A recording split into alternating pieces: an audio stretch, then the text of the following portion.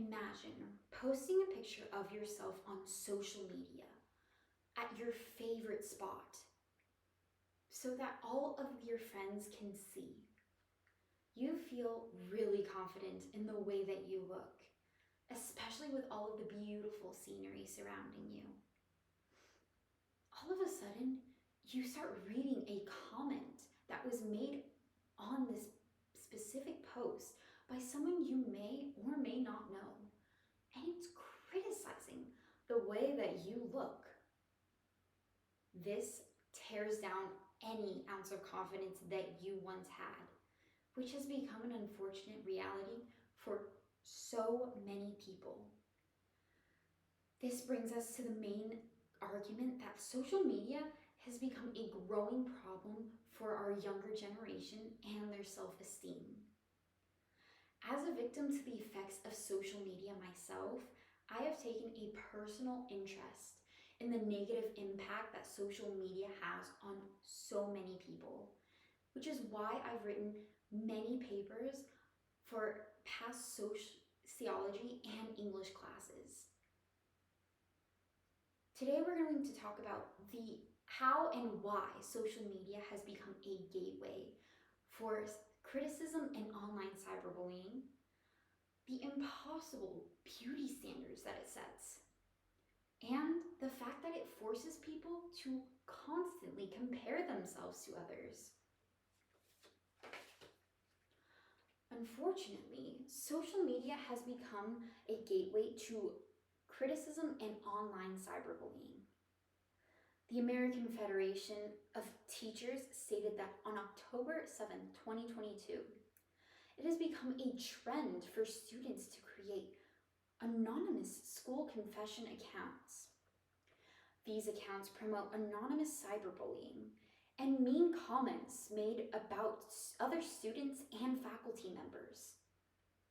On March 30th, 2021, UGA Today says that adolescents may feel the need to cyberbully because they can post anonymously without the fear of any retaliation. With anomaly, people feel less remorseful and they act more aggressive because they know they won't face any sort of consequences.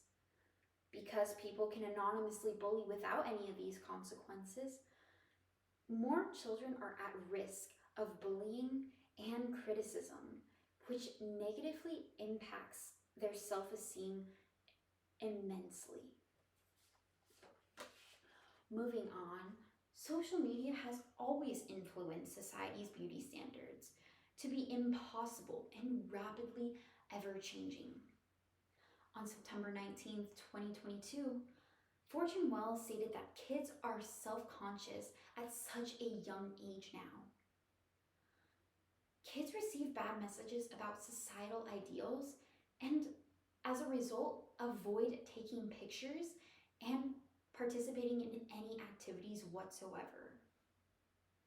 Today's Parents on June 7th, 2022 talks about a survey that Dove conducted showing that girls take an average of 14 selfies before posting.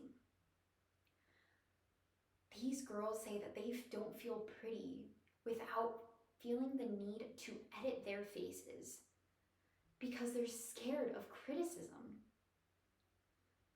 Social media creates an impossible beauty standard for kids and makes them become insecure at such a young age, which makes them feel the need to edit their faces in order to get the perfect picture, which we know is not the reality. Lastly, people consumed by social media constantly compare themselves in every aspect of their lives to everyone around them.